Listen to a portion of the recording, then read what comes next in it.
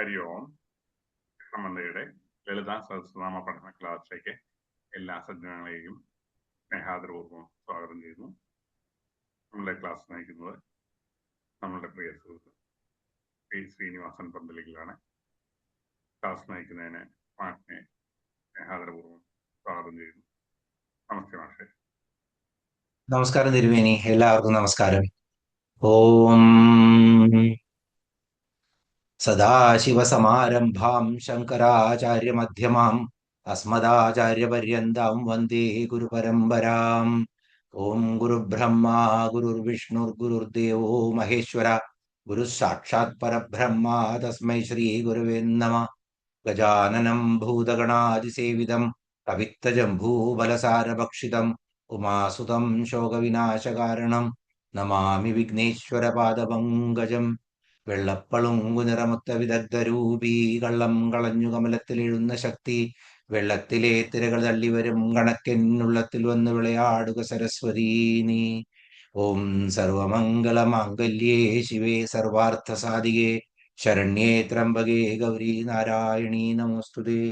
ഓം ശ്രീമാത്രേ നമഃ. ഓം മഹാദേവി നമഃ.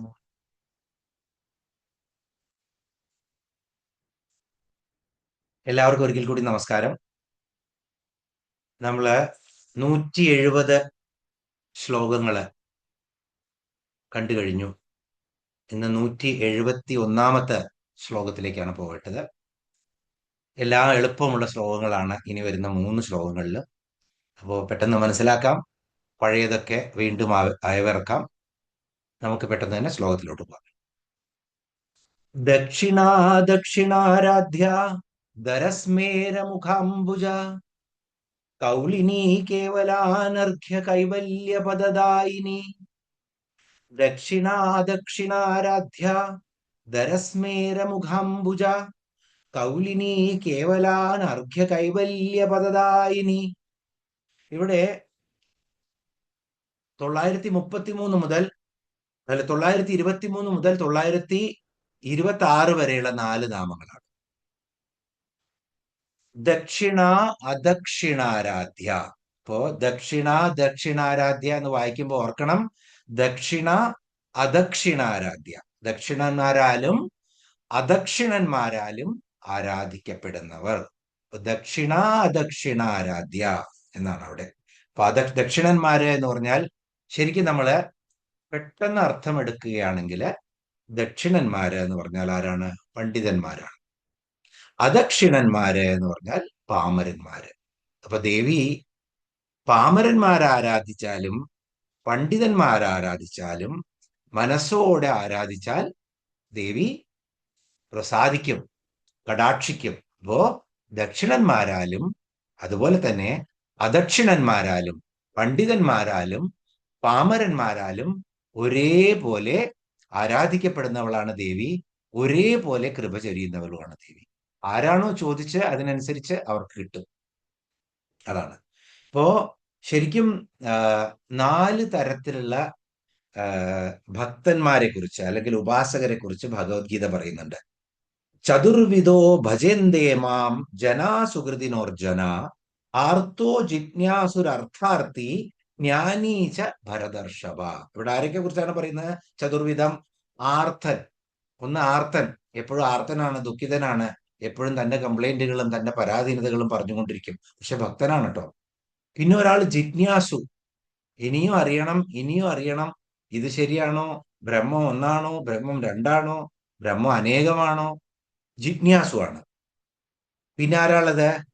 അർത്ഥാർത്ഥി. ഏറ്റവും കൂടുതലുള്ള ഗ്രൂപ്പാണത്, അർത്ഥാർത്ഥി. ഇനിയും വേണം, എനിക്ക് സ്വത്ത് വേണം, ജോലി വേണം, പൈസ വേണം, അത് വേണം, ഇത് വേണം, സ്വർണം വേണം, വീട് വേണം, തീരാത്ത ലിസ്റ്റ് ഓഫ് അജണ്ടകളാണ് നമ്മളുടെ. അപ്പോ അതൊക്കെ അർത്ഥാർത്ഥികളാണ്. ഇനിയോ ജ്ഞാനി, 4ാമത്തെ ഗുണത്തിലുള്ള. അർജുനോട് പറയുന്നതാണ് ഇങ്ങനെ 4 വിധത്തിലുള്ള ഉപാസകരാണുള്ളത്. ആരൊക്കെയാണ്? അതിലെങ്ങനെ നമ്മൾ ക്ലാസിഫൈ ചെയ്യുക? ആരാണ് ദക്ഷിണന്മാരും ആരാണ് അദക്ഷിണന്മാരും എന്നുള്ളത്? ആർത്തൻ ആരാണ്? അദക്ഷിണനാണ്. അർത്ഥാർത്ഥി ആരാണ്? അദക്ഷിണനാണ്. പണ്ഡിതനല്ല അവര്. ബ്രഹ്മം വേണം എന്നല്ല പറയുന്നത്. അവര് വേണ്ടത് അവർക്ക് ആവശ്യമുള്ള കാര്യങ്ങളാണ് പറയുന്നത്. അത് തെറ്റാണെന്ന് പറയുന്നില്ല, പക്ഷേ പാണ്ഡിത്യത്തിലേക്ക് പോയിട്ടില്ല. അപ്പൊ അവിടെ ആർത്തനും അർത്ഥാർത്ഥിയും നമ്മളൊക്കെ ഈ ഗ്രൂപ്പിൽ പെടും. അത് കഴിഞ്ഞാലോ ജിജ്ഞാസുവും ജ്ഞാനിയും, ഇവർ രണ്ടുപേരും ദക്ഷിണന്മാരാണ്. അപ്പോ അദക്ഷിണന്മാരും ദക്ഷിണന്മാരുമായിട്ടുള്ള ഇങ്ങനെ ആരാധിച്ചാലും ദേവി അവരിലൊക്കെ പ്രീതിപ്പെടുന്നവളാണ്. ഇനി നമ്മൾ ധാരാളം പഠിച്ചു. ഇതിന്റെ മുന്നേയും നമ്മൾ ദക്ഷിണ മാർഗത്തെ കുറിച്ചൊക്കെ, കൗളമാർഗവും സമയാചാര മാർഗവും ഒക്കെ നമ്മൾ പഠിച്ചതായിരുന്നു. അപ്പോ ദക്ഷിണ മാർഗം എന്ന് പറഞ്ഞാൽ ശരിക്കും എന്താണ്? വൈദിക വിധി പ്രകാരം, സമയാചാര പ്രകാരം ദേവിയെ ആരാധിക്കുന്ന വിധിക്കാണ് ദക്ഷിണമാർഗം എന്ന് പറയുന്നത്. അദക്ഷിണമാർഗം എന്ന് പറഞ്ഞാലോ വാമമാർഗം എന്ന് പറയും, അല്ലെങ്കിൽ കൗളമാർഗം എന്ന് പറയും. അത് താന്ത്രിക വിധിയാണ്. തന്ത്രവിദ്യയിലൂടെ ദേവിയെ പ്രീതിപ്പെടുത്തുന്നതും ഒന്ന് അത് കൗളമാർഗമാണ്. അതുപോലെ തന്നെ സമയാചാര മാർഗമാണ് ദക്ഷിണമാർഗം. വൈദിക വിധിയാല വേദമന്ത്രങ്ങളും മാനസ പൂജയും ഒക്കെ ചെയ്തിട്ട് ദേവി ആരാധിക്കുന്നത്. രണ്ടുപേരും ഭക്തർക്ക്, രണ്ടുപേരുടെ ആരാധന ദേവിക്ക്, ഈ രണ്ട് ഭക്തന്മാരുടെ ആരാധന ദേവിക്ക് പ്രിയം തന്നെയാണ്. രണ്ടുപേരാലും ദേവി ഒരേപോലെ ആരാധിക്കപ്പെടുന്നവളാണ്. അതുകൊണ്ട് ദേവി ദക്ഷിണ അദക്ഷിണാരാധ്യ, ദക്ഷിണാദക്ഷിണാരാധ്യ, രണ്ടുപേരാലും ആരാധിക്കപ്പെടുന്നവരാണ്. ഇനി അർത്ഥാർത്ഥികളെ ജ്ഞാനമാർഗത്തിലേക്ക് നയിക്കുന്നതും ദേവി തന്നെയാണ്. അതുകൊണ്ടും ദേവി ദക്ഷിണാദക്ഷിണാരാധ്യ. ഇനി 924 നാമം നോക്കാം. ദരസ്മേര മുഖാംബുജ. ഈ ദരം എന്നുള്ള വാക്ക് ധാരാളം കേട്ടിട്ടുണ്ട്. ദരാന്തോളിത ദീർഘാക്ഷി, ദരഹാസോജ്വലന്മുഖി, ഇങ്ങനെ ഈ ദരം ധാരാളം കണ്ടിട്ടുണ്ട് നമ്മള്. അപ്പൊ ദരം എന്ന് പറഞ്ഞാൽ ശരിക്കും അല്പം, അല്ലെങ്കിൽ വിടവ്, അല്ലെങ്കിൽ ഒരു പിളർപ്പ് എന്നൊക്കെ പറയാം. അപ്പോ ഇവിടെ ദേവി ദരസ്മേര മുഖാംബുജ, ഹാ ഹാ ഹാ എന്ന് ചിരിക്കുകയല്ല. ആ വായ ഇങ്ങനെ കുറച്ച് മന്ദഹാസം, അല്പഹാസം അല്ലെങ്കിൽ മന്ദഹാസം, ചെറുതായിട്ട് ആ വായയൊന്ന് തുറന്ന് ആദരമായിട്ട് വിടർത്തിയിട്ട് ആ സ്മേരമുള്ള മുഖാംബുജമാണ് ദേവിയുടെ. സ്മേരം എന്ന് പറഞ്ഞാൽ മന്ദഹാസം. അപ്പൊ മന്ദസ്മിതമുള്ള മുഖാംബുജം, മുഖകമലമാണ് ദേവിയുടെ. ദരസ്മേര മുഖാംബുജ, അല്പഹാസം കൊണ്ട് അല്ലെങ്കിൽ മൃദു മന്ദഹാസം കൊണ്ട് ശോഭിക്കുന്ന മുഖാംബുജത്തോടു കൂടിയവളാണ് ദേവി. ആ ദേവിക്ക് നമസ്കാരം. ദരസ്മേര മുഖാംബുജ. അപ്പൊ ഇവിടെ ശരിക്കും എങ്ങനെയാണ് ഈ നാമം തന്നെ? മന്ദസ്മിത പ്രഭാപൂര മജ്ജത് കാമേശ മാനസ എന്ന് നമ്മള് പഠിച്ചിട്ടുണ്ട്. എങ്ങനെയാണ്? മന്ദസ്മിത പ്രഭാപൂര മജ്ജത് കാമേശ മാനസ. ഒറ്റ നാമമാണ്. ദേവിയുടെ തന്റെ മന്ദസ്മിതത്തിന്റെ പ്രഭാപൂരം കൊണ്ട് മജ്ജത്ത് മുക്കിക്കളയാണ്, നിമജ്ജനം ചെയ്യാണ്. ആരെ? കാമേശന്റെ മനസ്സിനെ, കാമനെ പോലും ജയിച്ചിട്ടുള്ള പരമശിവന്റെ മനസ്സിനെ ആ കുണ്ടത്തിൽ നിന്നും ഉയർന്നെഴുന്നേറ്റ് വന്ന ദേവി തന്റെ കടക്കട്ട് കൊണ്ട് കടാക്ഷിച്ചിട്ട് ഒരു മന്ദഹാസം ചെയ്യാണ്. ആരെ? പരമശിവനെ. അവിടെ പറയാണ് ആര്? വശിന്യാദി വാഗ്ദേവതകള് മന്ദസ്മിത പ്രഭാപൂര മജ്ജത് കാമേശ മാനസ. എന്നിട്ടാണ് ആ വർണ്ണമാല്യം ചുഴറ്റി ദേവി എറിയുന്നത് പരമശിവന്റെ കഴുത്തിലേക്ക്. അപ്പൊ ഇവിടെ അത് തന്നെയാണ് ദരസ്മേരം. ഇപ്പൊ പരമശിവനെ മയക്കുന്ന മന്ദഹാസമാണെങ്കില് നമ്മളൊക്കെ ദേവി മയക്കിക്കളയും. കാണാനുള്ള ആ ഒരു കാഴ്ച മാത്രമേ വേണ്ടുള്ളൂ. സദാ ഹൃദയത്തിലാക്കി നമ്മളെയൊക്കെ മയക്കിക്കളയും ദേവി എന്നുള്ളതാണ്. അത്രയും മനോഹരമായിട്ടുള്ള ധരസ്മേര മുഖാംബുജമാണ് ദേവിയുടെ. ആ ദേവിക്ക് നമസ്കാരം. ഓം ധരസ്മേര മുഖാംബുജായേ നമ. ഇനി 925 നാമം കൗലിനി കേവല. ഇവിടെ ശ്രദ്ധിക്കേണ്ടതാണ്, ഒറ്റ വരിയായിട്ടാണ് എഴുതിയിരിക്കുന്നത്. കൗലിനി കേവല അനർഘ്യ കൈവല്യ പദദായിനി എന്ന് വായിക്കേണ്ടത് ഒരുമിച്ചാണ്. പക്ഷെ ഇവിടെ രണ്ട് നാമങ്ങളാണ്. ഇത് നോട്ട് ചെയ്ത് വെക്കണം എല്ലാവരും. 925 നാമം കൗലിനി കേവല അല്ലെങ്കിൽ കൗളിനി കേവല, ഒറ്റ നാമമാണ്. കൗലിനി കേവല. രണ്ടാമത്തത് അനർഘ്യ കൈവല്യ പദദായിനി. 926 നാമം അനർഘ്യ കൈവല്യ പദദായിനി. ഇതൊക്കെ വായിക്കുമ്പോ മനസ്സിൽ ഓർമ്മ വരണം, അപ്പൊ തെറ്റില്ല. കൗലിനി കേവല എന്നുള്ള നാമത്തിന്റെ അർത്ഥം നോക്കാം. അപ്പോ ലയോർ അഭേദ്യ എന്ന് നമ്മൾ പഠിച്ചിട്ടുണ്ട്. കൗലിനി എന്ന് പറഞ്ഞാലും കൗലിനി എന്ന് പറഞ്ഞാലും ലായും ലായും ഭേദമില്ല. അപ്പൊ എങ്ങനെ വേണമെങ്കിൽ പ്രയോഗിക്കാം. കൗലിനി എന്ന് പറഞ്ഞാൽ വീണ്ടും നമ്മളിപ്പോ സമയാചാര മാർഗവും അതുപോലെ തന്നെ കൗളമാർഗവും കണ്ടു. അദക്ഷിണന്മാരുടെ മാർഗമാണ് കൗളമാർഗം. മന്ത്രങ്ങളെ കൊണ്ട് അല്ലെങ്കിൽ മന്ത്രവിദ്യകളെ കൊണ്ട് ആരാധിക്കുന്നതാണ് കൗലിനി, കൗളമാർഗം. കൗളമാർഗം എന്ന് പറഞ്ഞാൽ തന്ത്രവിധി. ഇനിയോ കേവല എന്ന് പറഞ്ഞാൽ എന്താണ്? കേവല ജ്ഞാനം, ജ്ഞാനമാർഗം. അതാണ് ഇവിടെ സമയാചാര മാർഗം.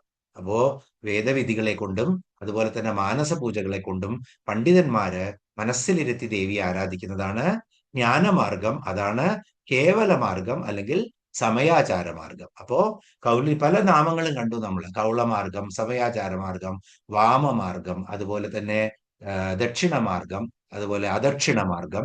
ഇവിടെ കൗളിനി, കൗളമാർഗം, അതുപോലെ തന്നെ കേവല മാർഗം. അപ്പോ തന്ത്രവിധിയാലും ജ്ഞാനമാർഗത്താലും സമയാചാര മാർഗത്താലും തന്ത്രവിധിയാലും ഈ രണ്ട് വിധിയാലും എങ്ങനെയാണ് ബ്രഹ്മസ്വരൂപിയായിട്ട് ദേവിയെ ആരാധിക്കുന്നവരാണ്. ആര്? നിരാകാരമായിട്ടുള്ള ബ്രഹ്മസ്വരൂപിയായിട്ടാണ് കേവല എന്നുള്ള തരത്തിലുള്ളവർ ആരാധിക്കുന്നത്. അപ്പോ കൗലിനി കേവലയാണ് ദേവി എന്നാണ് പറയുന്നത്. ഒരേ സമയം സകാര രൂപിയായിട്ട് ഇപ്പൊ ബിംബമൊക്കെ വെച്ച് ദേവിയെ ആവാഹിച്ച് അതിനകത്ത് നമ്മൾ മന്ത്രപുഷ്പങ്ങൾ അർപ്പിച്ച് പിന്നെ വിധിയാൽ പൂജ ചെയ്ത് തന്ത്രവിധിയാൽ ചെയ്യുന്നതാണ് ഏത്? തന്ത്രമാർഗം. അപ്പൊ അവിടെ എന്താണ് ദേവി? സകാര രൂപിണിയാണ്, രൂപമുള്ളവളായിട്ടാണ് ദേവി ആരാധിക്കുന്നത്. ആ ഉപാസനയിലും ഇനി നിർഗുണ നിരാകാരമായിട്ടുള്ള ഉപാസന, മാനസ പൂജ, വേദമന്ത്രങ്ങൾ അർച്ചിച്ച് മാനസ പൂജ ചെയ്യുന്നു. നിർഗുണ നിരാകാര ഉപാസന, ആ ഉപാസനയില് നമ്മൾ എന്ത് പറയും? ജ്ഞാനമാർഗം അല്ലെങ്കിൽ കേവല മാർഗം എന്ന് പറയും. ഈ രണ്ട് മാർഗത്തിലും വർത്തിക്കുന്നവളാണ് ദേവി. ഈ രണ്ട് മാർഗത്തിലും, രണ്ട് മാർഗവുമായിട്ട് സ്ഥിതി ചെയ്യുന്നവൾ ദേവി തന്നെയാണ്, വർത്തിക്കുന്നവൾ ദേവി തന്നെയാണ്. അതുകൊണ്ട് ദേവിയെ കൗലിനി കേവല എന്ന് പറയുന്നു. അപ്പോ കൗളിനിയായിട്ടും കൗളമാർഗമായിട്ട് വർത്തിക്കുന്നതും കേവലമായിട്ട് ശുദ്ധബ്രഹ്മമായിട്ട് ആരാധിക്കുന്നവരുടെ മനസ്സിൽ വർത്തിക്കുന്നതും രണ്ടും ദേവി തന്നെയാണ്. സകാര സ്വരൂപിയായിട്ട് ഇരിക്കുന്ന മാർഗത്തിലും നിർഗുണ നിരാകാരമായിട്ടിരിക്കുന്ന മാർഗത്തിലും ഒരേപോലെ വർത്തിക്കുന്ന ആ ഉപാസകരിലും ആ ഉപാസനാ മാർഗത്തിലും വർത്തിക്കുന്ന ദേവിയാണ്. അതുകൊണ്ട് ദേവിയെ കൗലിനി കേവല എന്ന് പറയുന്നു. അപ്പോ ദേവി എങ്ങനെയാണ്?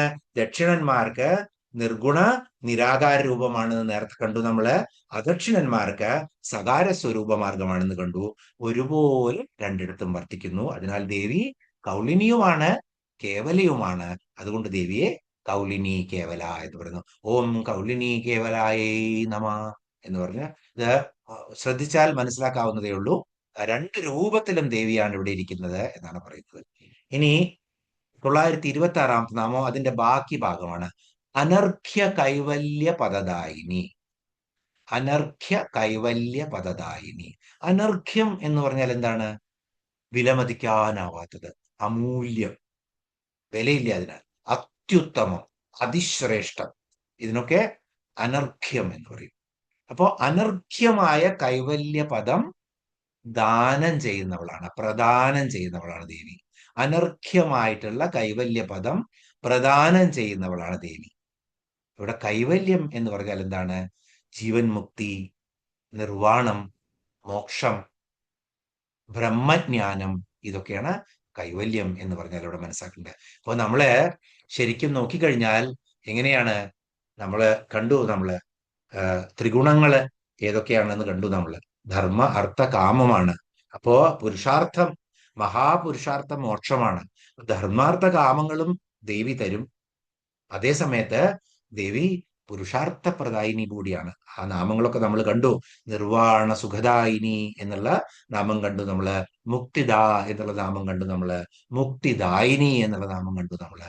ഇതൊക്കെ ദേവി തന്നെയാണ്. അപ്പൊ ഇവിടെ ഈ അനർഘ്യ കൈവല്യം, കൈവല്യ പദം എന്ന് പറഞ്ഞാൽ വിലമതിക്കാനാവാത്തതാണ്. എന്ത് കൊടുത്താലും, ഈ ബ്രഹ്മാണ്ടത്തിലെ സർവ്വ സുഖങ്ങളും ഒരുമിച്ച് കൊടുത്താലും കൈവല്യ പദം കിട്ടുകയാണെന്ന് പറഞ്ഞു കഴിഞ്ഞാൽ അത് ജീവൻ മുക്തിയാണ്. ശരീരവും ശരീരജമായിട്ടുള്ളതും ഇന്ദ്രിയജന്യവുമായിട്ടുള്ള വാസനകളിൽ നിന്ന് മോചിതനായിട്ട് ജീവൻ പരമചൈതന്യത്തില് ലയിക്കുകയാണ്, അല്ലെങ്കിൽ അതുമായി ഏകീകരിക്കുകയാണ്. അപ്പൊ ദ്വൈതം മാറിയിട്ട് അദ്വൈതമാകുന്ന അവസ്ഥയാണ് കൈവല്യം. അതുകൊണ്ടാണ് അത് എന്തുകൊണ്ട് പറയുന്നത്? അനർഘ്യമാണ് എന്ന് പറയുന്നത്. ആ അനർഘ്യമായിട്ടുള്ള കൈവല്യം, ആ കൈവല്യ പദം ദാനം ചെയ്യുന്നവളാണ് ദേവി. വളരെ മഹത്തരമായിട്ടുള്ള നാമമാണത്, അനർഘ്യ കൈവല്യ പദദായിനി എന്നുള്ളത്. അതിശ്രേഷ്ഠമായിട്ടുള്ള ഈ പദം ഭക്തന്മാർക്ക് കൊടുക്കുന്നവളാണ് ദേവി. അതുകൊണ്ട് ദേവിയുടെ നാമം അനർഘ്യ കൈവല്യ പദദായിനി.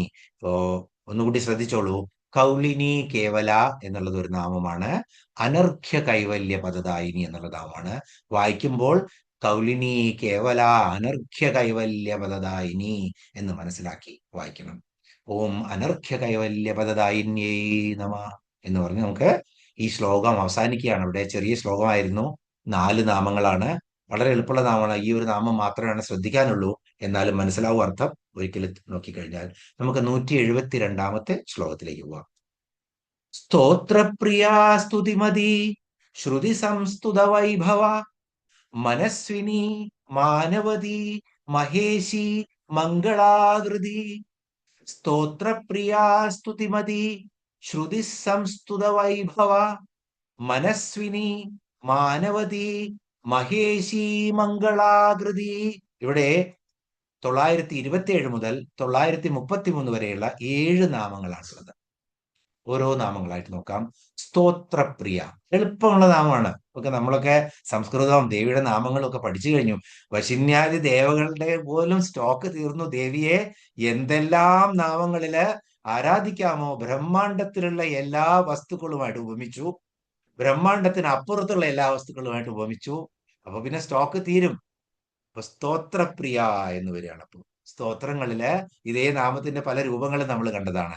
സ്തോത്രപ്രിയ എന്നുള്ളത് സ്തോത്രങ്ങളില് പ്രിയമുള്ള ദേവി, ആ ദേവിക്ക് നമസ്കാരം. ഓം സ്തോത്രപ്രിയായേ നമ എന്നാണ് അവിടെ. സ്തോത്രം എന്താണ്? സ്തോത്രം സ്തോത്രം എന്താണെന്ന് നമ്മൾ നോക്കുമ്പോൾ നമുക്ക് കിട്ടുന്നത് എന്താണ്? ശരിക്കും ഒരു ആരാധ്യ വസ്തു, എന്തിനെങ്കിലും നമ്മൾക്ക് ആരാധിക്കണം. അത് ശ്രീചക്രം ആയിക്കോട്ടെ, അല്ലെങ്കിൽ ഒരു ശ്രീചക്രത്തിന്റെ രൂപമുള്ള ആ പിരമിഡിന്റെ രൂപമുള്ള ഭൂപുരം ഒക്കെ അടങ്ങിയിട്ടുള്ള രൂപമായിക്കോട്ടെ, അല്ലെങ്കിൽ ഒരു ദേവതാ സങ്കല്പം, ഒരു ദേവതയെ നമ്മൾ ഒരു നിലവിളക്കില് ആവാഹിക്കുകയാണ്. അപ്പൊ ആ നിലവിളക്ക് ആ ദേവത തന്നെയായി മാറും, ആ ദേവതാ സങ്കല്പം. അല്ലെങ്കിൽ ഒരു വ്യക്തി, ആ വ്യക്തി ആരാധിക്കുകയാണ്. അപ്പൊ ഇവരൊക്കെ അവരുടെ ഗുണം, അവരുടെ പ്രഭാവം, അവരുടെ വർണ്ണന, ഇതൊക്കെ പിന്നെ പ്രകീർത്തിക്കുന്നതാണ് സ്തോത്രം. എന്തിനാ പ്രകീർത്തിക്കുന്നത്?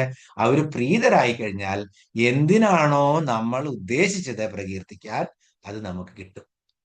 അപ്പൊ സ്തോത്രങ്ങൾക്കൊക്കെ ഒരു ഉദ്ദേശമുണ്ട്, ഇല്ലേ? ഒന്നുമില്ലാണ്ട് നമ്മൾ ഇങ്ങനെ വെറുതെ സ്തോത്രം ചൊല്ലണത്, നമ്മൾക്ക് ഒന്നുമില്ലെങ്കിൽ കുട്ടികൾക്ക് നന്മ വരണേ, അല്ലെങ്കിൽ ആരോഗ്യം ഉണ്ടാവണേ, എല്ലാവർക്കും സമ്പത്തും ഐശ്വര്യവും ആരോഗ്യം കിട്ടണേ, ഇതൊക്കെയാണ് നമ്മൾ പ്രാർത്ഥിക്കുക. ഇതൊന്നും അല്ലെങ്കിൽ നമ്മൾ നമുക്കായി പ്രാർത്ഥിക്കുമ്പോൾ എന്താ പ്രാർത്ഥിക്കുക?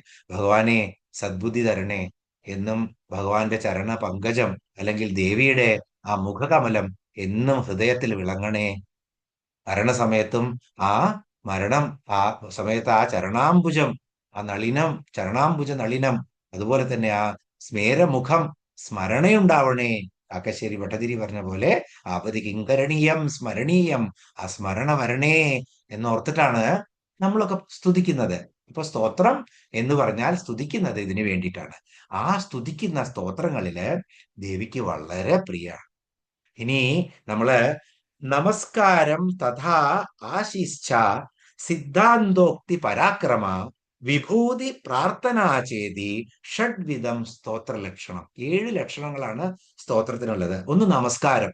നമ്മൾ നമസ്കരിക്കും, ആദ്യം മനസ്സാലെ നമസ്കരിക്കും നമ്മൾ സ്തോത്രം ചെയ്യുമ്പോൾ. പിന്നെ എന്താ ചെയ്യുന്നത്?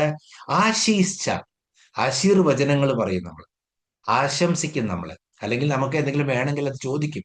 ഇവിടെ ആശിശ്ച എന്ന് പറഞ്ഞാൽ ആശംസകളെ പറയും എന്നുള്ളത്. നമസ്കാരം തഥാ ആശിശ്ച. ഇനിയോ സിദ്ധാന്തോക്തി പരാക്രമ, സിദ്ധാന്തം, ദേവിയുടെ അന്തസത്ത. സിദ്ധാന്തം എന്ന് പറഞ്ഞാൽ എന്താണ്? എന്താണോ അന്തസത്ത അത് വെളിവാക്കുന്നതാണ് സിദ്ധാന്തം, തിയറി. അപ്പോ ആ ദേവിയുടെ സത്ത. അപ്പൊ നമസ്കാരം ഉണ്ടായിരിക്കും സ്തോത്രത്തില്, ആശംസിക്കും ദേവിയെ, പ്രശംസിക്കും ദേവിയെ, ദേവിയുടെ അന്തസത്ത, ദേവി എന്താണെന്ന് വെളിവാക്കും അത്. ഇനി എന്താണ്? സിദ്ധാന്തോക്തി പരാക്രമ. പരാക്രമം എന്ന് പറഞ്ഞാൽ മഹാത്മ്യം. ആ അസുരനെ കൊന്നു, ഈ അസുരനെ കൊന്നു, ലങ്ക ചാടി ഹനുമാൻ സീതയെ കണ്ടു. ഇങ്ങനെ പരാക്രമം വിവരിക്കും. ഇനി എന്താ വേണ്ടത്? വിഭൂതി പ്രാർത്ഥന. പിന്നെയുള്ളത് വിഭൂതി. വിഭൂതി എന്ന് പറഞ്ഞാൽ വിവിധ ഭാവങ്ങളാണ്. ഇപ്പോ ദേവിയുടെ തന്നെ എത്ര വിഭൂതികൾ കണ്ടു നമ്മള്.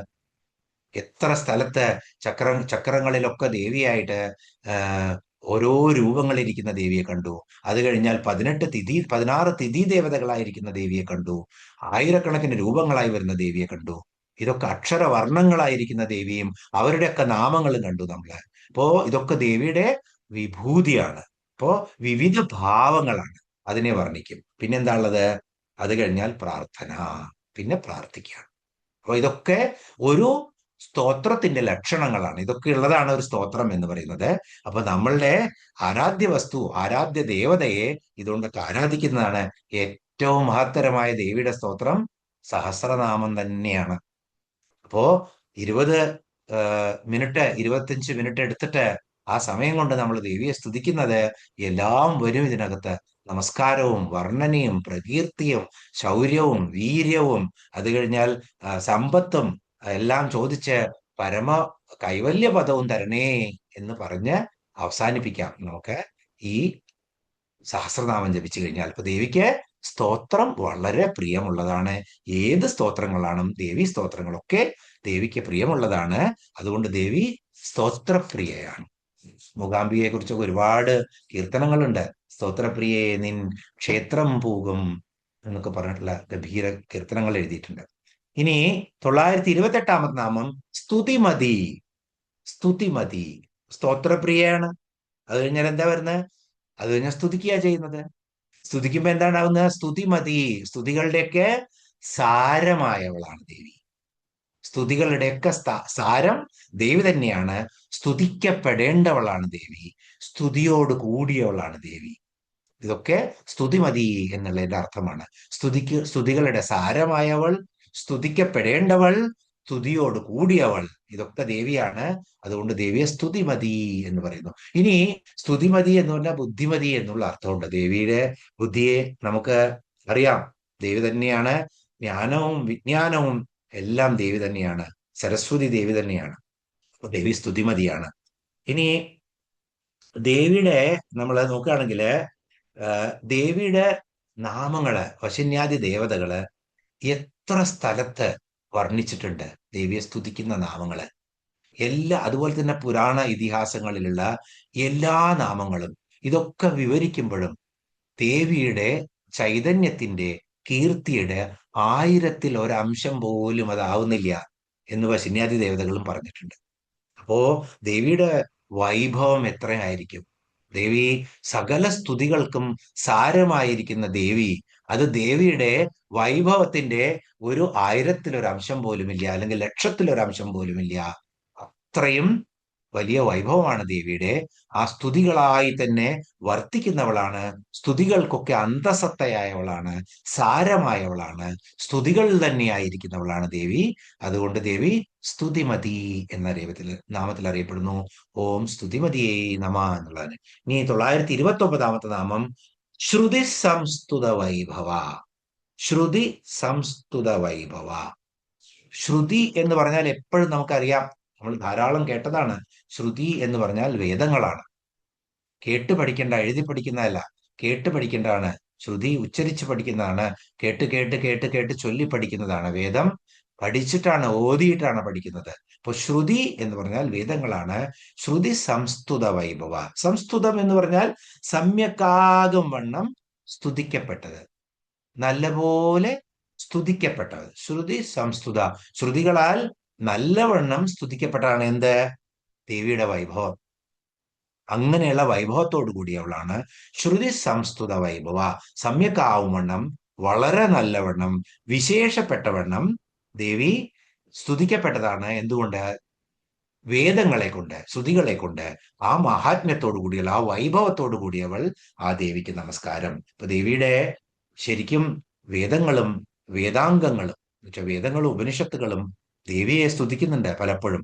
ശ്രീസൂക്തം, ദേവി സൂക്തം, ദുർഗാ സൂക്തം, മേധാസൂക്തം, ഇങ്ങനെയൊക്കെ പറഞ്ഞ് ഗംഭീര സൂക്തങ്ങളുണ്ട്.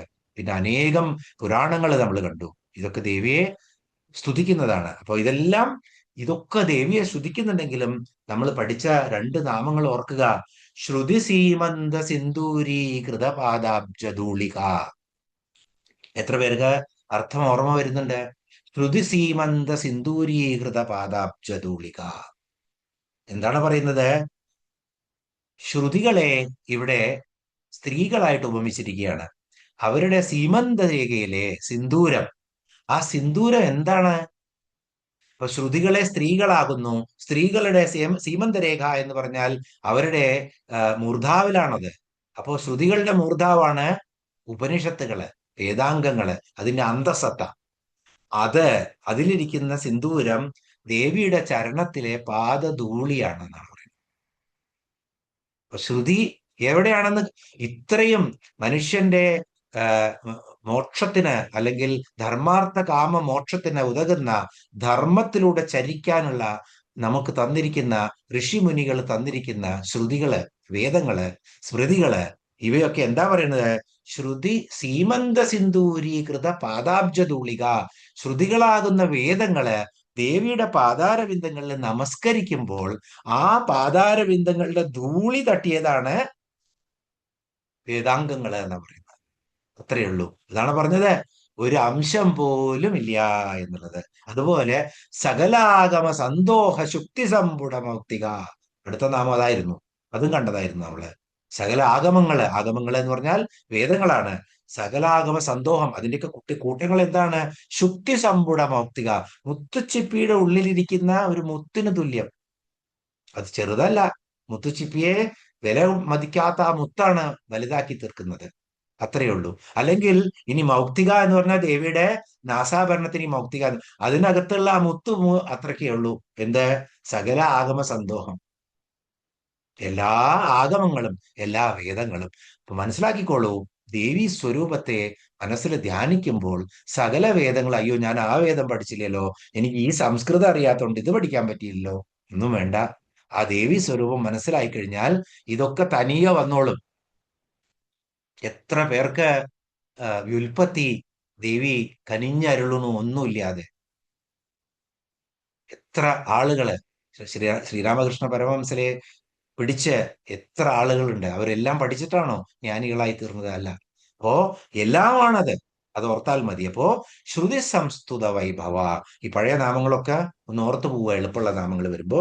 ശ്രുതി സംസ്തുത വൈഭവ എന്ന് വെച്ച് കഴിഞ്ഞാൽ ശ്രുതികള് അല്ലെങ്കിൽ വേദങ്ങള് സമ്യക്കാവണ്ണം സ്തുതിക്കപ്പെട്ട വൈഭവത്തോടു കൂടിയവൾ. ശ്രുതി സംസ്തുത വൈഭവ, നന്നായി സ്തുതിക്കപ്പെട്ട വൈഭവത്തോടു കൂടിയവൾ, ആ ദേവിക്ക് നമസ്കാരം. ഇനി 930 നാമം മനസ്വിനി. നല്ല എളുപ്പമുള്ള നാമങ്ങളാണ്. മനസ്വിനി എന്ന് പറഞ്ഞാൽ ശരിക്കും സ്വതന്ത്രമായ മനസ്സുള്ളവള്, മനസ്സുള്ളവൾ എന്നുള്ളതാണ്, നല്ല മനസ്സുള്ളവൾ എന്നാണ് മനസ്വിനി എന്ന് പറഞ്ഞാൽ അർത്ഥം. ശരിക്കും ഇവിടെ മനസ്സ് എന്താണ്? നമുക്കുണ്ട് മനസ്സ്, ദേവിക്കുണ്ട് മനസ്സ് എന്ന് പറയുന്നു. പക്ഷെ നമ്മളും ദേവിയും തമ്മിലുള്ള, ദേവി എന്ന മനസ്വിനിയും നമ്മൾ എന്ന മനസ്വിനി അല്ലെങ്കിൽ മനസ്വിൻ, എന്താണ് വ്യത്യാസം? നമ്മൾ മനസ്സിന് അടിമയാണ്. മനസ്സാകുന്ന കുരങ്ങൻ നമ്മെ കളിപ്പിക്കുകയാണ്. ഇന്ദ്രിയങ്ങളിലൂടെ പുറത്തു പോയിട്ട് ശ്രോത്രം, ചക്ഷു, സ്പർശനം, രസനം, ഘ്രാണം, ഈ 5 ഇന്ദ്രിയങ്ങളുടെ ഗുണങ്ങളാണത്. ഇത് അറിയിപ്പിച്ചിട്ട് ഇതിൽ കുടുക്കിയിടുകയാണ് നമ്മുടെ മനസ്സ് ചെയ്യുന്നത്. ഇപ്പൊ ഒരു മണം വന്നു, ഉടനടി മൂക്ക് പിടിച്ചെടുക്കും, മനസ്സിലേക്ക് പോവും, തലച്ചോറ് പ്രോസസ് ചെയ്യും, മനസ്സിലേക്ക് പോവും, താഴത്ത് പോയിട്ട് അത് കഴിക്കണം തോന്നും, അവിടെ പോവും, അത് കഴിക്കും. നല്ലതാണോ ചീത്തയാണോ എന്താണെന്നൊന്നും നോക്കാതെ, സാത്വികമാണോ, നമ്മളത് കഴിക്കും. ചക്ഷു, കാണണ്ട എന്ന് തോന്നിയാലും കണ്ണങ്ങിടും. അതുപോലെ സ്പർശനം, വെറുതെ നമുക്കത് തൊട്ട് നോക്കേണ്ട ആവശ്യമില്ല, എന്നാലും തൊടാൻ പോകും. ഘ്രാണം, മണം, ഇതൊക്കെ ഈ പഞ്ചേന്ദ്രിയങ്ങളിലൂടെ മനസ്സ് വ്യാപരിച്ച് ഈ വിഷയങ്ങളില് നമ്മളെ കുടുക്കിയിടുകയാണ് ചെയ്യുന്നത്. പക്ഷെ ദേവിയോ സർവസ്വതന്ത്രയായ മനസ്സിനെയാണ്, സർവസ്വതന്ത്രയാണ്. അതുകൊണ്ടാണ് ദേവി മനസ്വിനി എന്ന് പറയുന്നത്. മനസ്സുള്ളവൾ, സ്വതന്ത്രയായ മനസ്സുള്ളവൾ, ശ്രേഷ്ഠയായ മനസ്സുള്ളവൾ, ശ്രേഷ്ഠമായ മനസ്സുള്ളവൾ. അത് ഭക്തർക്ക് നൽകുന്നവൾ കൂടിയാണ്. അപ്പോ ഭജിച്ചു കഴിഞ്ഞാൽ നമ്മളെയൊക്കെ മനസ്വിനിയാക്കി മാറ്റും ദേവി. കാരണം ആ ശ്രേഷ്ഠമായ മനസ്സ് ദേവി നമുക്കും പകർന്നു തരും. ഈ പതുക്കെ പതുക്കെ പതുക്കെ പതുക്കെ പഞ്ചേന്ദ്രിയങ്ങളിൽ നിന്ന് വിഡ്രോവൽ എന്ന് പറയും നമ്മള്. ഉള്ളിലേക്ക് ഇങ്ങനെ പോവും നമ്മള്. പിന്നെ നമുക്ക് പുറത്തുള്ളതൊന്നും നമ്മളെ സ്പർശിക്കാതായിത്തീരും. ആ സമയത്താണ് നമ്മൾ മനസ്വിനി എന്നുള്ള ഒന്നിലും പിടിപെടാത്ത മനസ്സ്, അതാണ് സർവ്വ സ്വതന്ത്രമായിട്ടുള്ള മനസ്സ്. ആ മനസ്സാണ് മനസ്വിനി എന്നുള്ള ദേവിയെ വിശേഷിപ്പിക്കാൻ ഉപയോഗിക്കുന്നത്. ഓം മനസ്സിന്യേ നമ എന്ന് പറയും. ഇനി അടുത്ത നാമം മാനവതി. മാനവതി മാനവതി എന്ന് പറഞ്ഞാൽ മാനം എന്ന് പറഞ്ഞാൽ അഭിമാനം, എല്ലാവർക്കും അറിയാം. വളരെ എളുപ്പമുള്ള നാമങ്ങളാണ്. അഭിമാനിയായവളാണ് ദേവി, സംശയമില്ല. മാനചിത്ത സമുന്നതി എന്നാണ് പറയുന്നത്. ചിത്തത്തിന്റെ സമുന്നതമായിട്ടുള്ള ഭാവത്തെയാണ് മാനം എന്ന് പറയുന്നത്. ചിത്തത്തിന്റെ ശ്രേഷ്ഠതയാണ് മാനം എന്ന് പറയുന്നത്. അപ്പൊ മാനം എന്ന് പറഞ്ഞാൽ ദുരഭിമാനമല്ല. അവിടെ മാനം എന്ന് പറഞ്ഞാൽ ചിത്തത്തിന്റെ ശ്രേഷ്ഠമായ അവസ്ഥയാണ് മാനം എന്ന് പറയുന്നത്. ധർമ്മത്തിൽ അധിഷ്ഠിതമായിട്ടുള്ള മാനമാണത്. മാനം എന്ന് പറഞ്ഞാൽ കീർത്തി എന്നും അർത്ഥമുണ്ട്. അപ്പോ കീർത്തി, മാനം, അതുപോലെ തന്നെ ഏറ്റവും ഉത്തമമായിട്ടുള്ള ചിത്തത്തിന്റെ അവസ്ഥ, ഇതൊക്കെ ദേവിക്കുണ്ട്. അപ്പൊ ദേവി നമ്മൾ കണ്ടു, മനസ്വിനിയാണ് ദേവി. ദേവി സർവ്വസ്വതന്ത്രയാണ്. ദേവിയുടെ മനസ്സ് ഒന്നിലാലും സ്പർശിക്കപ്പെടാത്തതാണ് ദേവിയുടെ മനസ്സ്. അപ്പൊ ദേവി മാനവതിയാണ്, അഭിമാനിയാണ് ദേവി. ചിത്തം ഏറ്റവും ഉന്നതമായിട്ടുള്ള നിലയിലുള്ളതാണ് ദേവിയുടെ. അപ്പോ ദേവി മാനവതിയാണ്. ഇനിയോ, മാനം എന്ന് പറഞ്ഞാൽ അളവ് എന്നുള്ള ഒരർത്ഥമുണ്ട്. അളവാകുമ്പോ എന്തായിരിക്കും? എല്ലാറ്റിനെയും അളക്കുന്നവളാണ് ദേവി. സകലരുടെയും ഇപ്പൊ നമ്മളെ ഗുണങ്ങളും ദോഷങ്ങളും ഒക്കെ രാവിലെ പൂജിച്ചിട്ട് അടച്ചു വെച്ച് കഴിഞ്ഞാൽ പിന്നെ ചെയ്യുന്നതൊന്നും ദേവി കാണില്ല എന്നുള്ള ഒരു വിചാരം ഉണ്ടെങ്കിൽ അത് വേണ്ട. ചലൻ മീനാഭലോചന, ഇങ്ങനെ സദാ ചലിച്ചുകൊണ്ടിരിക്കുന്ന മീനിന്റെ പോലത്തെ നയനങ്ങളോടുകൂടിയവളാണ് ദേവി. ചലൻ മീനാഭലോചന. അപ്പൊ ദേവി എന്താണ്? എപ്പോഴും എന്ത് നമ്മൾ ചെയ്യുന്നു, മാനം എന്നുള്ളത് അളവ് എന്നെടുത്തു കഴിഞ്ഞാൽ നമ്മൾ ചെയ്യുന്ന കർമ്മങ്ങളെയൊക്കെ അളക്കുന്നവളാണ്, കാണുന്നവളാണ്, അതിനനുസരിച്ച് ഫലം തരുന്നവളാണ് ദേവി. അതുകൊണ്ടും ദേവി മാനവതി. പക്ഷെ ഇവിടെ ശരിക്കും നമ്മൾ എടുക്കേണ്ട അർത്ഥം അഭിമാനിയായ ദേവി, ഉന്നത ചിത്തത്തിന് ചിത്തമുള്ള ആ ചിത്തത്തിന്റെ രൂപത്തിലിരിക്കുന്ന ദേവി. അതുകൊണ്ട് ദേവി മാനവതി എന്നറിയപ്പെടുന്നു. മാനചിത്ത സമുന്നതി എന്നുള്ള അർത്ഥം എടുത്താൽ മതി. ഇവിടെ ചിത്തത്തിന്റെ ശ്രേഷ്ഠമായിട്ടുള്ള അവസ്ഥയാണ് മാനം. ആ മാനം, അഭിമാനമുള്ളവളാണ് ദേവി. അതുകൊണ്ട് ദേവി മാനവതി. ഇനി മഹേശി, എളുപ്പമുള്ള നാമങ്ങളാണ്. മഹേശന്റെ പത്നി, മഹേശ്വരന്റെ പത്നിയാണ് മഹേശി. ഇനി മഹതിയായ ഈശി, ഇതിനെ സ്പ്ലിറ്റ് ചെയ്യാന്നല്ല. മഹതിയായിട്ടുള്ള ഈശി, ഈശ്വരി, ഈശി എന്നൊക്കെ പറഞ്ഞു കഴിഞ്ഞാൽ എന്താണ്? എല്ലാറ്റിനെയും നിയന്ത്രിക്കുന്നവള്, അതാണ് ഈശ്വരി. അപ്പോ മഹതിയുമാണ് ദേവി, എല്ലാത്തിനെയും നിയന്ത്രിക്കുന്നവളുമാണ് ദേവി. അതുകൊണ്ടും ദേവി മഹേഷിയാണ്. മഹേശ്വരന്റെ പത്നിയാണ് ദേവി. അതുപോലെ തന്നെ മഹതിയും ഈശിയുമാണ് ദേവി. മഹതിയും എല്ലാത്തിനെയും നിയന്ത്രിക്കുന്നവളുമാണ് ദേവി. അതുകൊണ്ടും ദേവി മഹേഷിയാണ്. ഇനിയോ, മഹാന്മാരാൽ ആരാധിക്കപ്പെടുന്നവളാണ്, പണ്ഡിതന്മാരാൽ ആരാധിക്കപ്പെടുന്നവളാണ് ദേവി. അതുകൊണ്ടും ദേവി മഹേശി, മഹാന്മാരാൽ ആരാധിക്കപ്പെടുന്നവൾ. ഇപ്പോ മഹേശിയാണ് ദേവി. എളുപ്പമുള്ള അർത്ഥങ്ങളാണ്, പെട്ടെന്ന് മനസ്സിലാക്കാം. അതുകൊണ്ട് നമുക്ക് 933 നാമത്തിലേക്ക് പോവാം. മംഗളാകൃതി. മംഗളാകൃതി, മംഗളാകൃതി എന്ന് പറഞ്ഞാലോ, മംഗളാകൃതി ശരിയാണ്. സ്വയം മംഗളരൂപിണിയായിരിക്കുന്നവൾ, സ്വയം മംഗളരൂപിണിയായിരിക്കുന്നവൾ എന്ന് വെച്ച് കഴിഞ്ഞാൽ സർവമംഗളമംഗല്യേ ശിവേ സർവാർത്ഥ സാധികേ ശരണ്യേ ത്രംബകേ ഗൗരി നാരായണി നമോസ്തുതേ. എപ്പോഴും പാടുന്നതും പറയുന്നതുമാണ് സർവമംഗളമംഗല്യാണ് ദേവി. അത് തന്നെയാണ് മംഗളാകൃതി. എന്തൊക്കെ മംഗളങ്ങളുണ്ടോ ഈ പ്രപഞ്ചത്തില്, ഈ ബ്രഹ്മാണ്ടത്തില്, ഇതൊക്കെ ദേവിയുടെ സ്വരൂപമാണ്. മംഗളം, എല്ലാ മംഗളങ്ങളുടെയും സ്വരൂപമായിരിക്കുന്നവൾ മംഗളസ്വരൂപിണി. എല്ലാത്തിനും ചൈതന്യം കൊടുക്കുന്നത് ദേവിയാണ്. അതുകൊണ്ട് ദേവി മംഗളാകൃതി. ശിവസ്വരൂപിണിയാണ് ദേവി. ശിവനും ചൈതന്യം കൊടുക്കുന്ന ദേവിയാണ്, ശിവസ്വരൂപിണിയാണ്. അപ്പോ സ്വയം മംഗളരൂപമായിരിക്കുന്നവൾ മംഗളാകൃതി. സകല മംഗളങ്ങൾക്കും ആകൃതിയായിരിക്കുന്നവൾ, കാരണമായിരിക്കുന്നവൾ മംഗളാകൃതി. ദേവി തന്നെയാണ് ബ്രഹ്മാണ്ടത്തിലെ സകല മംഗളങ്ങളും. അതുകൊണ്ട് സർവമംഗളമാംഗല്യേ എന്ന് പറയാം. ശിവേ സർവാർത്ഥ സാധികേ എന്ന് പറഞ്ഞ് ദേവിയെ നമസ്കരിക്കാം. അടുത്തത് ഈ ശ്ലോകം അതോടുകൂടി അവസാനിക്കുക. 172. ഞാൻ പറഞ്ഞില്ല പെട്ടെന്ന് തീരും ശ്ലോകങ്ങളൊക്കെ എന്നാണ്. ഇനി 173 ശ്ലോകം നോക്കാം. വിശ്വമാതാ ജഗദ്ധാത്രി വിശാലാക്ഷി വിരാഗിണി പ്രഗൽഭ പരമോദാര പരാമോദാ മനോമയി. വിശ്വമാതാ ജഗദ്ധാത്രി വിശാലാക്ഷി വിരാഗിണി പ്രഗൽഭ പരമോദാര പരാമോദാ മനോമയി.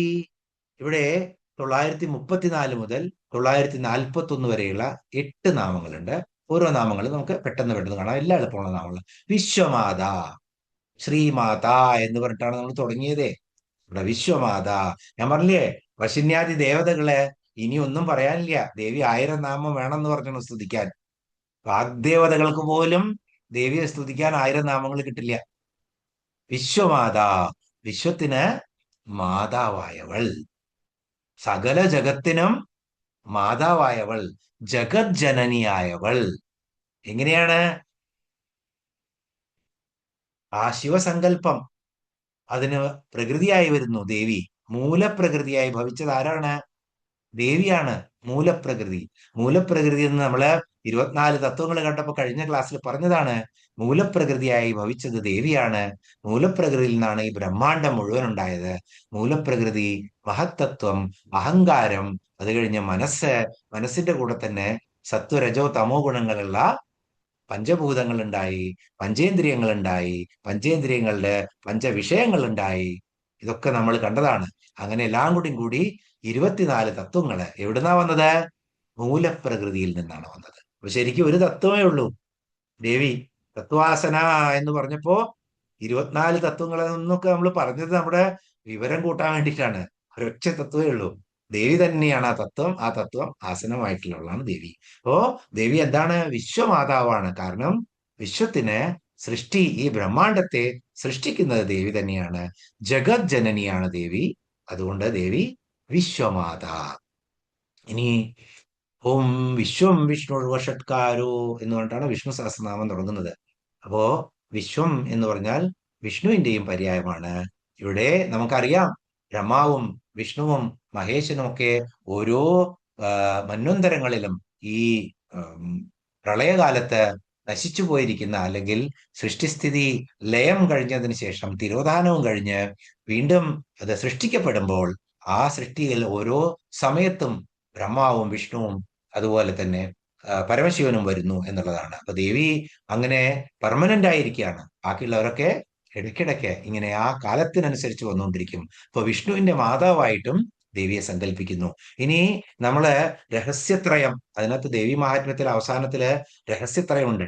അതിനകത്ത് ദേവി മഹാത്മ്യത്തിലെ മഹാലക്ഷ്മിയും മഹാകാളിയും മഹാസരസ്വതിയും എന്ന് പറയുന്നത് ഈ നമ്മള് ത്രിമൂർത്തികളുടെ ആയിട്ടല്ല, ദേവിയുടെ തന്നെ രൂപമാണ്.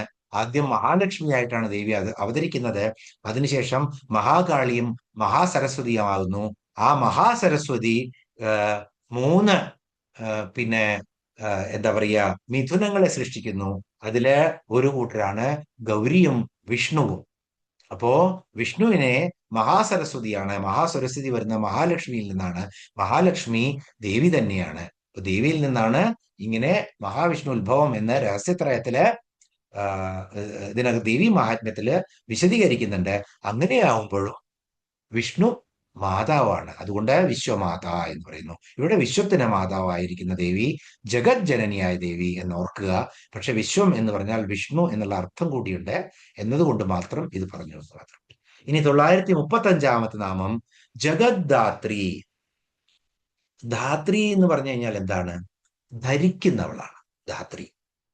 അപ്പോ പോറ്റി വളർത്തുന്നവളെയാണ് ധാത്രി എന്ന് പറയുക.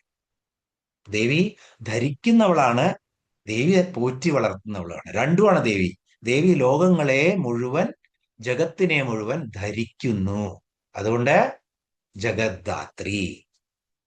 ഇനിയോ ദേവി പോറ്റി വളർത്തുന്നു. നമ്മൾ ആദ്യത്തെ ശ്ലോകത്തില് ധ്യാന ശ്ലോകത്തില് സിന്ദൂരാരുണ വിഗ്രഹാം ത്രിനയനാം മാണിക്യമൗര താരാനായക ശേഖരാം സ്മിതമുഖീം ആപീനവക്ഷോരുഹാം എന്ന് കണ്ടു. എന്താണ് കണ്ടത്? ആപീനവക്ഷോരുഹാം. അർത്ഥം ഓർക്കുന്നില്ലേ? ദേവിയുടെ വക്ഷോരുഹങ്ങള്, ദേവിയുടെ സ്തനങ്ങള് വളരെ വിശാലമാണ്. ഈ ബ്രഹ്മാണ്ടത്തിലെ സകല ചരാചരങ്ങളെയും പോറ്റി വളർത്താൻ കൊടുക്കാനുള്ള എല്ലാ പോഷകങ്ങളും ദേവിയുടെ വക്ഷോരുഹങ്ങളില് ശേഖരിച്ചു വെച്ചിട്ടുണ്ട്. അതുകൊണ്ടാണ് ആപീനവക്ഷോരുഹാം എന്ന് പറയുന്നത്, വളരെ വിശാലമായിട്ടുള്ളത് അല്ലെ. അതാണ് സ്തനഭാരദളൻ മധ്യ പട്ടബന്ധ വലിത്രയ എന്ന് ദേവിയുടെ സ്ഥൂലവർണ്ണനയിലും കണ്ടു നമ്മള്. ദേവിയുടെ സ്തനഭാരം കൊണ്ട് ദേവിയുടെ ശരീരം തന്നെ ഒടിഞ്ഞു പോവോ എന്ന് തോന്നുന്ന പോലെയുള്ള ആ സൗന്ദര്യ വർണ്ണന നമ്മൾ കണ്ടു. ഇതൊക്കെ ദേവി മാതാവാണ്, ജഗത് മാതാവാണ്. എല്ലാവരെയും പോറ്റി വളർത്താനുള്ള ആ പോഷകങ്ങൾ മുഴുവൻ ദേവി കരുതി വെച്ചിട്ടുണ്ട് തന്നില്.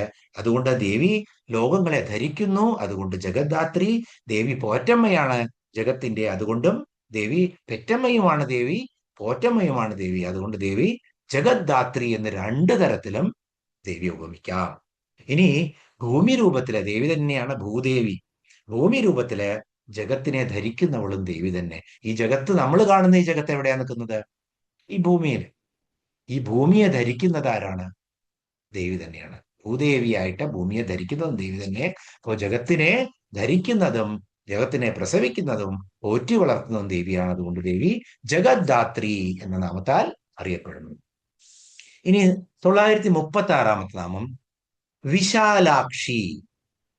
വിശാലാക്ഷി വിശാലാക്ഷി എന്ന് പറഞ്ഞാൽ വളരെ പഴയ കാലത്ത് ധാരാളം പേരുകൾ നമ്മളൊക്കെ പഠിപ്പിച്ച പല ടീച്ചർമാരുടെയൊക്കെ പേരുകൾ വിശാലാക്ഷി ടീച്ചർ എന്നൊക്കെ ആയിരുന്നു. ഇപ്പൊ ആരും വിശാലാക്ഷി എന്നൊന്നും പേരിടാറില്ല. വിശാലമായ അക്ഷികളോട് കൂടിയവൾ. അക്ഷി എന്ന് പറഞ്ഞാൽ കണ്ണുകളാണ് അല്ലെ. അപ്പോ വളരെ വലിയ നീണ്ട കണ്ണുകള്. അതിനാണ് സാമുദ്രിക ശാസ്ത്രത്തിലെ സൗന്ദര്യത്തിന്റെ ലക്ഷണമാണ് നീണ്ട കണ്ണുകള്. താമരയുടെ ഇതള് പോലെ നീണ്ട കണ്ണുകള്. അതുകൊണ്ടാണ് കൃഷ്ണനും കമലനയനൻ എന്നൊക്കെ പേര് പറയുന്നത്, വിശാലാക്ഷി എന്ന്. അപ്പോ ഈ വിശാലാക്ഷി, വിശാലമായ അക്ഷികളോട് കൂടിയവൾ. പക്ഷെ വിശാല എന്ന് പറഞ്ഞാൽ അത് ശരിയാവുമോ? കാരണം ശാല എന്ന് ശരിക്കും അർത്ഥം പറഞ്ഞാൽ, ഇപ്പൊ പാചകശാല എന്ന് പറഞ്ഞാൽ എന്താ?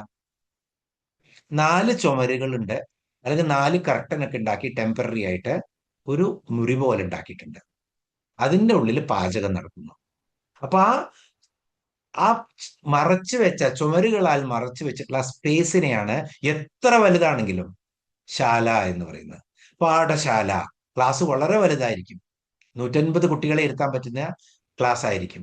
എന്നാലും 4 ചുമരുകളാൽ അതിനെ നിയന്ത്രിച്ചിട്ടുണ്ടാവും. അപ്പൊ ശാല എന്ന് പറഞ്ഞാൽ എന്താണ്? എപ്പോഴും ഒരു സ്പേസ്, റിസ്ട്രിക്റ്റഡ് സ്പേസ് ആണ് ശാല.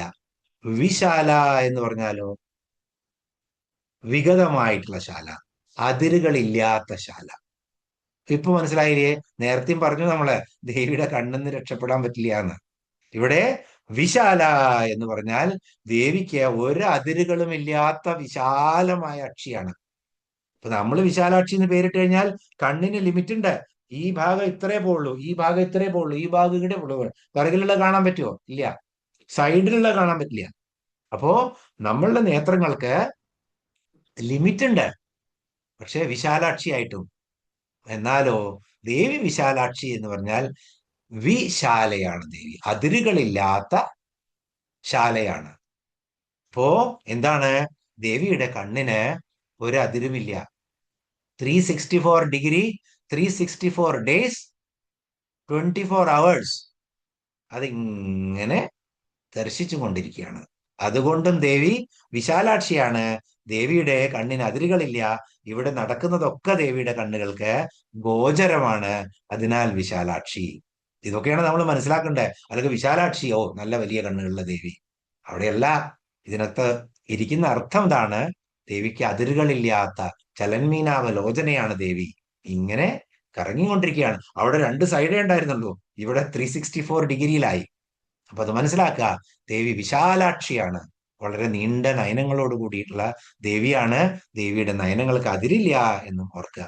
ഇനി വാരണാസിയിലെ കാശിയിൽ പോയവർക്ക് അറിയാം, കാശി വിശ്വനാഥന്റെ അധിഷ്ഠാന ദേവതയാണ്, പത്നിയായിട്ടിരിക്കുന്നതാണ് വിശാലാക്ഷി.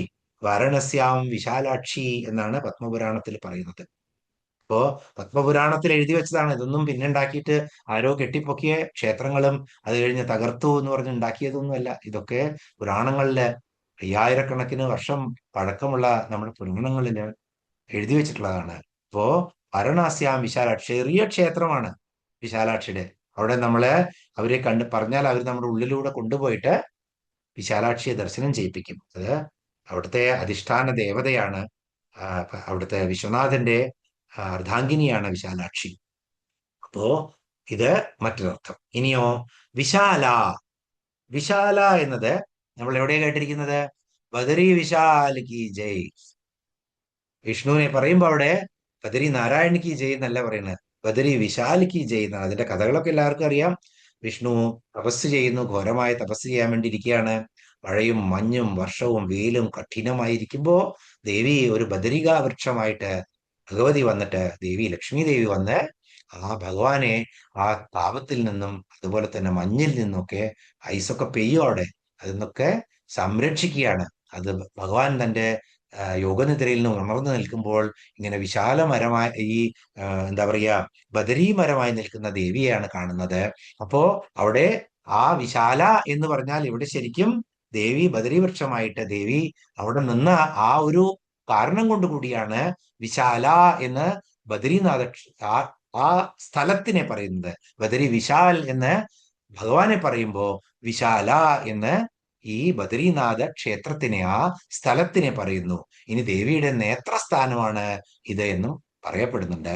അതുകൊണ്ടും വിശാല. ഇവിടെ വിശാലാക്ഷി എന്ന് പറഞ്ഞാൽ വിശാലമായ കണ്ണുകളോട് കൂടിയവൾ, അതിരില്ലാത്ത കണ്ണുകളോട് കൂടിയവൾ. ആ ദേവിക്ക് നമസ്കാരം. ഓം വിശാലാക്ഷി നമ. ഇനി 937 നാമം വിരാഗിണി. വിരാഗിണി എന്ന് പറഞ്ഞാൽ, വിരാഗം എന്ന് പറഞ്ഞാൽ വൈരാഗ്യം, വൈരാഗ്യമുള്ളവൾ. അപ്പൊ മലയാളത്തിലെ വൈരാഗ്യം അല്ല കേട്ടോ. മലയാളത്തിലെ വൈരാഗ്യം എന്ന് പറഞ്ഞു കഴിഞ്ഞാൽ മറ്റുള്ളവനോടുള്ള അമിതമായിട്ടുള്ള ദേഷ്യത്തിനെയാണ് വൈരാഗ്യം എന്ന് പറയുന്നത്. അപ്പോ ശരിക്കും രാഗവും ഇല്ല, ദ്വേഷവും ഇല്ല, അത് രണ്ടുമില്ലാത്ത അവസ്ഥയാണ് വിരാഗം എന്ന് പറയുന്നത്. രണ്ടായാലും, രാഗമായാലും രാഗസ്വരൂപ പാഷാഢ്യയായിട്ട് ദേവിയുടെ കൺട്രോളിൽ പോയാലും, അതുപോലെ തന്നെ ക്രോധാകാരാങ്കുശോജ്വലയായിട്ടിരുന്നാലും ആ ദേവി രണ്ടുപേരും നിയന്ത്രിക്കും. ആ രണ്ട് ഗുണങ്ങളുള്ളവർക്കും മനസ്സ് ഇന്ദ്രിയങ്ങളുടെ പിറകിൽ പോകും. അപ്പൊ ആ പിറകിൽ പോകുന്നവരെ ദേവി കൺട്രോൾ ചെയ്യാനാണ് രാഗസ്വരൂപ പാഷാഢ്യയും ക്രോധാകാരാങ്കുശോജ്വലയുമായിട്ട് ദേവി ഇരിക്കുന്നത്. അപ്പോ ആ രണ്ടിലെയും പോകാത്ത അവസ്ഥ, അതാണ് വൈരാഗ്യം. ഒന്നിനോടും രാഗമില്ലാത്തവൾ വിരാഗിണി. ഒന്നിനോടും രാഗമില്ലാത്തവൾ, രാഗവുമില്ല ദ്വേഷവുമില്ല, ആ അവസ്ഥയായിട്ടുള്ള വൈരാഗ്യമുള്ളവളാണ് ദേവി. അതുകൊണ്ട് ദേവി വിരാഗിണി. ഇനി ഈ വിരാഗിണി, വൈരാഗ്യമില്ലാത്ത അവസ്ഥ നമ്മൾക്ക് കിട്ടണമെങ്കിൽ അത് ദേവിക്ക് നമുക്ക് പ്രദാനം ചെയ്യാൻ പറ്റും, ദേവിയെ നമ്മള് വേണ്ട പോലെ ഭജിച്ചാൽ.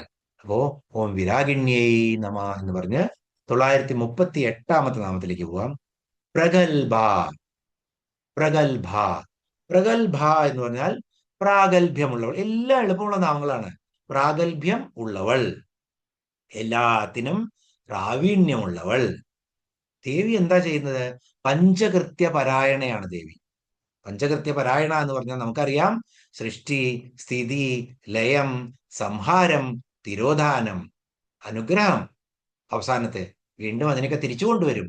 അപ്പോ സൃഷ്ടി, സ്ഥിതി, ലയം, തിരോധാനം, അനുഗ്രഹം, ഈ 5 ചെയ്യുന്ന പഞ്ചകൃത്യങ്ങളാണ് ദേവി. അതിങ്ങനെ ചെയ്തുകൊണ്ടേയിരിക്കും ഓരോ യുഗങ്ങളിലും. അതുകൊണ്ട് ദേവി വളരെ പ്രഗത്ഭയാണ്. ഇതൊക്കെ ചെയ്യുന്ന ദേവിക്ക് ഇനി എന്ത് പ്രാഗൽഭ്യമാണ് ഇല്ലാത്തത്? വീണമീട്ടുന്ന പ്രാഗൽഭ്യം, നൃത്തം ചെയ്യുന്ന പ്രാഗൽഭ്യം, സൃഷ്ടിസ്ഥിതി ചെയ്യുന്ന പ്രാഗൽഭ്യം, യുദ്ധം ചെയ്ത എല്ലാവരെയും കൊല്ലാനുള്ള പ്രാഗൽഭ്യം, കാമേശ്വരനെ പോലും ഒരു മന്ദസ്മിതം കൊണ്ട് വശത്താക്കാനുള്ള പ്രാഗൽഭ്യം. ഇനിയോ ദേവിയുടെ പ്രാഗൽഭ്യം സൗന്ദര്യലഹരിയിൽ ശ്ലോകത്തിൽ പറഞ്ഞിട്ടുണ്ട് ആചാര്യസ്വാമികള്. തനീയാംസം പാംസും തവചരണ പങ്കേരുഹഭവം വിരിഞ്ചി സഞ്ചിന്യൻ വിരജയതി ലോകാൻ അവികലം. പിന്നെ പറയുന്നുണ്ട് ബാക്കിയുള്ളത്. ഇവിടെ എന്താ പറയുന്നത്? തവ ചരണ പങ്കേരുഹം തനീയാംസം പാംസും. അതിന് ഒരു കണിക, ആ പങ്കേരുഹങ്ങളുടെ അടിയിലുള്ള പാംസുവിന്റെ, പൂഴിയുടെ ഏറ്റവും ചെറിയ കണിക എടുത്തിട്ടാണ് വിരിഞ്ചൻ എന്തുണ്ടായത്? സന്യൻ വിരചയതി ലോകാൻ, ഈ ലോകത്തെ സൃഷ്ടിച്ചത് അതുകൊണ്ടാണ്. അത് കഴിഞ്ഞ് വിഷ്ണു കഷ്ടപ്പെട്ട് അതിനെ താങ്ങി നിർത്തുന്നത് ദേവിയുടെ ശക്തി കൊണ്ടാണ്. അതുപോലെ തന്നെ മഹേശൻ അതിനെ സംഹരിക്കുന്നത് ദേവിയുടെ ശക്തി കൊണ്ടാണ് എന്ന് ആചാര്യസ്വാമികൾ പറഞ്ഞിട്ടുണ്ട് സൗന്ദര്യലഹരിയില്. അപ്പൊ ഒരു കണിക മതി ഇതൊക്കെ ചെയ്യാൻ. അപ്പോ പ്രഗത്ഭയാണ് ദേവി. ദേവിയുടെ പാദത്തിലെ ഒരു ധൂളി മാത്രം മതി ഈ ബ്രഹ്മാണ്ടം തന്നെ സൃഷ്ടിക്കാൻ. അതുകൊണ്ട് പ്രാഗൽഭ്യമുള്ളവളാണ് ദേവി. അതുകൊണ്ട് ദേവിയെ പ്രഗത്ഭ എന്ന് പറയുന്നു. ഇനി 939 നാം നോക്കാം. പരമോദാര, പരമമായിട്ടുള്ള, ശ്രേഷ്ഠമായിട്ടുള്ള, ഔദാര്യമുള്ളവൾ. വളരെ ഉദാരയാണ് ദേവി. ഉദാരകീർത്തി, രുദ്ധാമ വൈഭവ എന്നൊക്കെയുള്ള നാമങ്ങളുണ്ട് ദേവിയുടെ.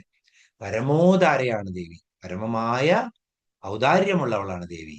ഇനി രണ്ട് വാക്കാക്കി മാറ്റിയാലോ? പരമയാണ് ദേവി, ശ്രേഷ്ഠയാണ് ദേവി, ഉദാരമതിയാണ് ദേവി. അപ്പൊ പരമയുമാണ് ദേവി, ശ്രേഷ്ഠയുമാണ് ദേവി, ഉദാരമതിയുമാണ് ദേവി.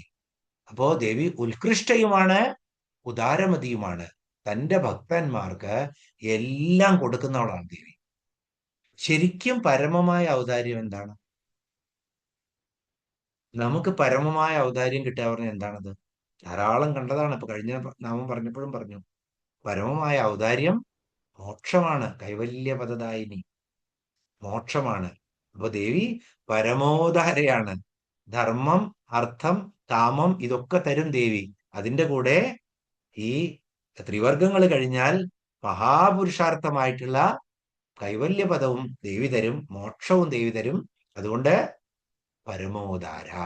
ഇവിടെ പരമോദാര എന്ന് പറഞ്ഞാൽ പരമമായിട്ടുള്ള ഉദാരം മോക്ഷപ്രാപ്തിയാണ്, അതും ദേവി തരും. അങ്ങനെയും ഈ നാമത്തെ നമുക്ക് വ്യാഖ്യാനിക്കാം. അപ്പൊ പരമമായ ഔദാര്യമുള്ളവൾ, പരമയായവൾ, ഉദാരയായവൾ, പരമമായ ഔദാര്യം മോക്ഷം തരുന്നവളാണ് ദേവി. അതുകൊണ്ടും ദേവി പരമോദാര. ഇനി 940 നാമം പരാമോദ. ഇത് പലരും പരമോദ, പരമോദ, പരമോദാര, പരമോദ എന്ന് വായിക്കും. പരാമോദ, ആമോദമാണ് അവിടെ.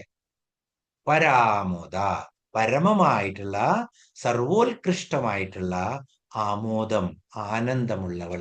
പരാമോദ. ഇതൊക്കെ വായിക്കുമ്പോ അർത്ഥം മനസ്സിൽ വന്നു കഴിഞ്ഞാൽ ഇതൊന്നും തെറ്റില്ല. പരാമോദ, പരമമായിട്ടുള്ള, ഉത്കൃഷ്ടമായിട്ടുള്ള, സർവശ്രേഷ്ഠമായിട്ടുള്ള ആനന്ദമുള്ളവൾ. അതെന്താനന്ദാണ്? പരമശ്രേഷ്ഠമായിട്ടുള്ള ആനന്ദം ബ്രഹ്മാനന്ദം. ബ്രഹ്മജ്ഞാനം അറിഞ്ഞു കഴിഞ്ഞാൽ കുളാമൃതൈകരസിക എന്ന ദേവിയുടെ നാമം കണ്ടു. ബ്രഹ്മജ്ഞാനം, കുണ്ടലിനി ശക്തി, നമ്മളുടെയൊക്കെ ദേവി ഇങ്ങനെ കഷ്ടപ്പെട്ട് മൂലാധാരത്തില് ഈ കർമ്മങ്ങൾ മാത്രം നോക്കി നടത്തി നമുക്ക് സുഖം തന്നുകൊണ്ടിരിക്കുന്ന ആ ദേവിയെ ഒരു ദിവസം നമ്മളെ ജ്ഞാനമാർഗത്തിലൂടെ, യോഗമാർഗത്തിലൂടെ സഹസ്രാര ചക്രത്തിൽ എത്തിക്കുകയാണ്. എത്തിച്ചു കഴിഞ്ഞാൽ ദേവി എത്ര സന്തോഷവതിയാവും. കുളാമൃതൈക രസിക. ആ കുളാമൃതം അങ്ങനെ കുടിച്ച് ദേവി പരമാനന്ദത്തിൽ രസിക്കും. ആ രസം നമുക്കൊക്കെയും കിട്ടും. അപ്പോ പരാമോദം എന്ന് പറഞ്ഞാൽ പരമമായിട്ടുള്ള ആമോദം എന്താണ്? ബ്രഹ്മാനന്ദം രുചിക്കുക എന്ന്. ദേവി ബ്രഹ്മാനന്ദ സ്വരൂപിണിയാണ്. അതിന്റെ ഒരു കണിക നമ്മൾക്കും കിട്ടുകയാണെങ്കിൽ എത്ര ഗംഭീരമായിരിക്കും എന്നോർത്തോളൂ. അപ്പോ പരാമോദയാണ് ദേവി, ബ്രഹ്മാനന്ദ സ്വരൂപിണിയാണ് ദേവി, ഉത്കൃഷ്ടമായ ആനന്ദ സ്വരൂപത്തോടു കൂടിയാണ് ദേവി. ഇനി ആമോദം എന്ന് പറഞ്ഞാൽ സുഗന്ധം എന്നർത്ഥമുണ്ട്, അതുപോലെ തന്നെ കീർത്തി എന്നും അർത്ഥമുണ്ട്. രണ്ടായാലും ദേവിയുടെ സുഗന്ധവും ദേവിയുടെ കീർത്തിയും ബ്രഹ്മാണ്ടം മുഴുവൻ നിറഞ്ഞു നിൽക്കുകയാണ്. പരമമാണ് അത് രണ്ടും, ശ്രേഷ്ഠമാണ്. അതുകൊണ്ട് ദേവി പരാമോദ എന്നുള്ള നാമത്തിൽ അറിയപ്പെടുന്നു. ഇനി 941 നാമം അവസാനത്തെ നാമമാണ് ഈ ശ്ലോകത്തിലെ 173 ശ്ലോകത്തിലെ മനോമയി. മനോമയി, മനസ്സായി വർത്തിക്കുന്നവൾ, മനസ്സായിട്ട് വർത്തിക്കുന്നവൾ, മനോമയി. ദേവി മനസ്സ് തന്നെയാണ്, ദേവി തന്നെയാണ് മനസ്സ്. ഇപ്പൊ നമ്മൾ കണ്ടില്ലേ മൂലപ്രകൃതി, അത് കഴിഞ്ഞ് മഹത്വത്വം, അഹങ്കാരം, മനസ്സുണ്ടാവും. പിന്നെ സദ്ഗുണവും രജോ ഗുണവും തമോ ഗുണം ഉണ്ടാവും. അതിനകത്ത് നിന്ന് ഓരോന്നും ഉണ്ടായി മാറും. അങ്ങനെയാണ് പ്രപഞ്ച സൃഷ്ടി നടക്കുന്നത്. അപ്പൊ മനസ്സ് വേണം. ദേവി തന്നെയാണ് മനസ്സായി വർത്തിക്കുന്നത്. അതുകൊണ്ട് ദേവി മനോമയി. ഇനി മനസ്സാകുന്ന മായ, മനസ്സ് തന്നെ എന്താണ്? മായയാണ്, അവിദ്യയാണ്. ശുദ്ധബ്രഹ്മം, ദേവി ശുദ്ധബ്രഹ്മമാണ്. അതിനകത്ത് സൃഷ്ടി നടക്കുമ്പോ മനസ്സായിട്ട് ദേവി ഇരിക്കും, പക്ഷേ മായയാണ്. മായയും കൂടെ തരും. അപ്പൊ മായയായി വർത്തിക്കുന്നത് ആരാണ്? ദേവി തന്നെയാണ്. ശുദ്ധബ്രഹ്മത്തിലും മനസ്സായി വർത്തിക്കുന്നത് ദേവി തന്നെയാണ്. ശരിക്കും അപ്പൊ എന്താണ്? ബന്ധനത്തിനും കാരണം ദേവിയാണ്, മോക്ഷത്തിനും കാരണം ദേവിയാണ്. രണ്ടും ദേവി തന്നെയാണ്. കർമ്മത്തിനനുസരിച്ചുള്ള ബന്ധനങ്ങൾ കിട്ടും. ബന്ധനം തീർന്നു കഴിഞ്ഞാൽ മോക്ഷപ്രാപ്തിയും കിട്ടും. രണ്ടും ദേവി തന്നെയാണ്. അപ്പൊ മനസ്സായി വർത്തിക്കുന്നവൾ ദേവി തന്നെയാണ്.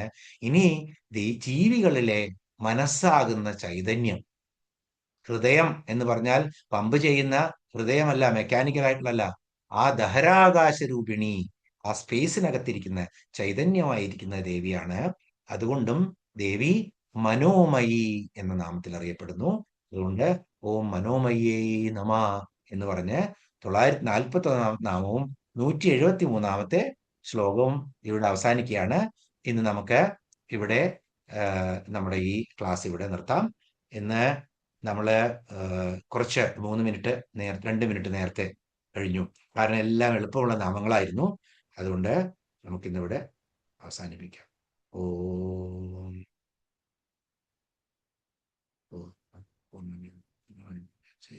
പൂർണ്ണമാദായ പൂർണ്ണമേവാവശിഷ്യതേ. ഓം ശാന്തി ശാന്തി ശാന്തി.